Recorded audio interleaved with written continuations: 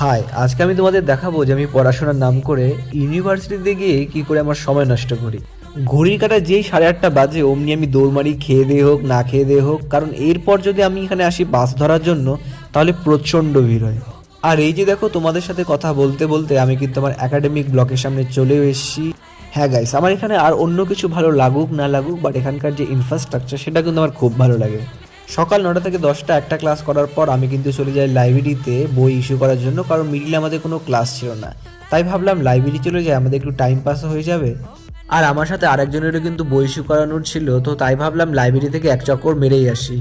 তো আজকে যেহেতু আমাদের বেশি ক্লাস ছিল না, তাই লাস্ট ক্লাস করার পর আমি বেরিয়ে পড়ি আমার রুমের উদ্দেশ্যে। এমনিতে তো গাইস আমাদের 9টা থেকে 5টা অবধি ক্লাস হয়, বাট মাঝে মধ্যে আমাদের কপাল খুলে যায় যখন আমাদের দিনে প্রায় 1 থেকে 2টোই ক্লাস হয়। আর একটা জিনিস দেখো গাইস, মানুষ লাইব্রেরিতে আসে পড়তে, আর এরা দেখো এখানে ফটো তুলছে, ফটো।